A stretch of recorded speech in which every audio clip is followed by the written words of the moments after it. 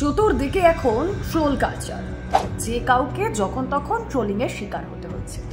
আর এবার ট্রোলিং এর শিকার হতে হলো এমন একজনকে যার ঢেউ খেলানো চুল, পরনে কালো কোট, চোখে মোটা কালো ফ্রেমের চশমা, বুদ্ধিদীপ্ত দু চোখ, টিকালো নাক।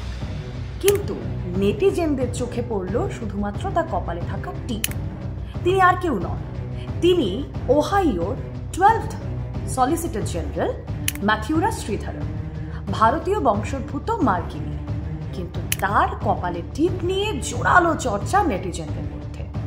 ওহাইওর 12তম সলিসিটর জেনারেল হিসেবে অ্যাটর্নি জেনারেল ডেভ ইয়স্ট আদালতে তার নাম অ্যানাউন্স করেন।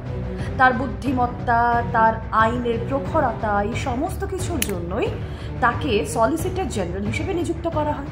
কিন্তু তাতে কি, একজন মহিলা, তার কপালের টিপ, তিনি আবার আইনজীবী, এটা হতে পারে?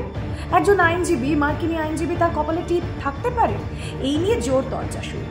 নেটিজেনরা, মার্কিন নেটিজেনরা কেউ কেউ লিখছেন ইনি আদৌ মার্কিনী তো, আবার কেউ কেউ বলছেন ওহাইও খুব শিগগিরই ভারতের দখলে চলে যাবে।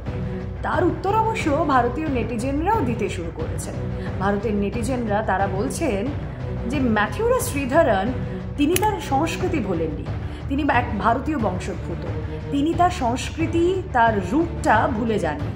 এই নিয়ে তারা শ্রীধরনের হয়ে ব্যাটন ধরেছে। কিন্তু এবার ভাবুন তো, যে প্রশ্নগুলো মার্কিন নেটিজেনরা করছেন সেই প্রশ্নগুলো কি আদৌ যুক্তিযুক্ত? সত্যি কি মার্কিন মুলুকে ভারত বিদ্বেষ বাড়ছে?